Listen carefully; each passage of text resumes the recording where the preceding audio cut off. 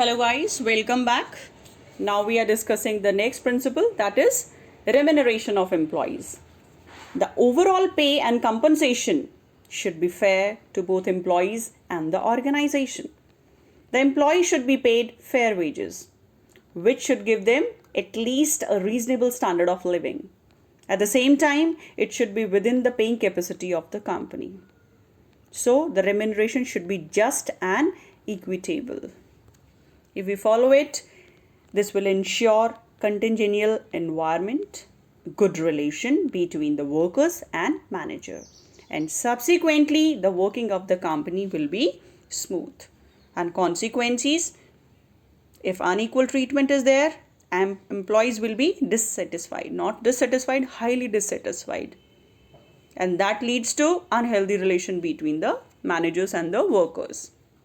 An adverse effect of it, demotivated workers will be there and they will not give the real output which is expected by the organization. Moving on towards the next principle of management, that is centralization and decentralization. The concentration of decision-making authority is called centralization, whereas a dispersal among more than one person is termed as decentralization.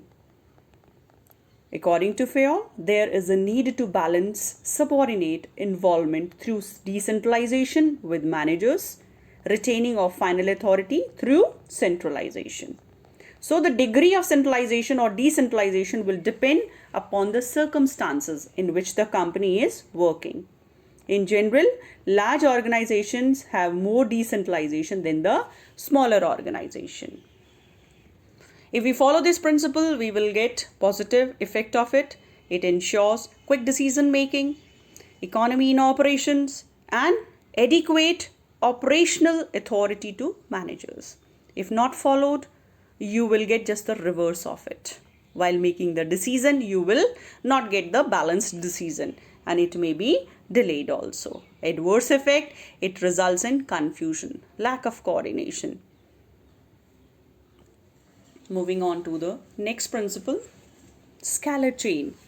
An organization consists of superiors and subordinates. The formal lines of the authority from highest to the lowest rank are known as Scalar Chain.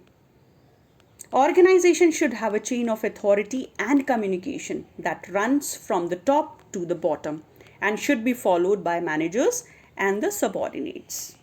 Now in this diagram, you can see that people from top to the bottom. A is the boss, B and C, D are subordinate, but C is subordinate under B and D is subordinate under C.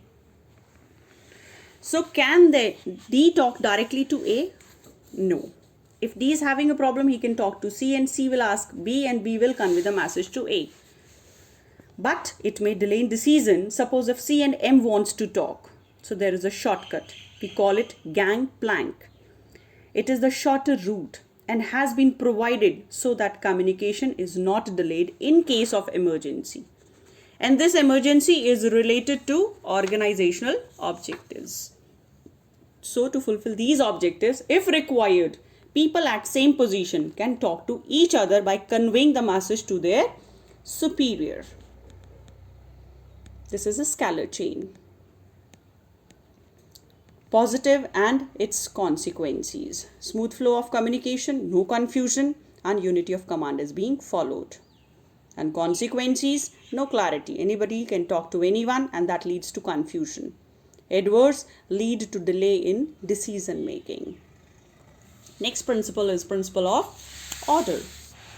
Order here means people and material should be in suitable place at appropriate time for maximum efficiency. The principle of order states that a place for everything, that is everyone.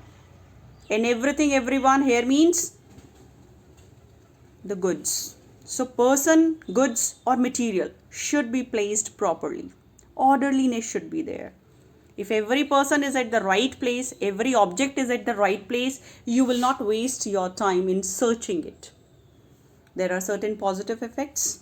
If there is a fixed place for everything, and the thing is present there, then there will not be no hindrance in the activity of business.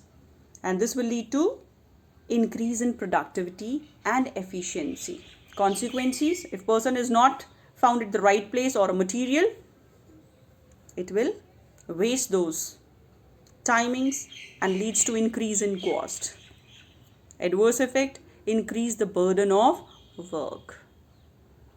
So we have discussed the principle of order, we have discussed the principle of Scalar chain, centralization and decentralization, and remuneration of employees. I hope it is clear to you.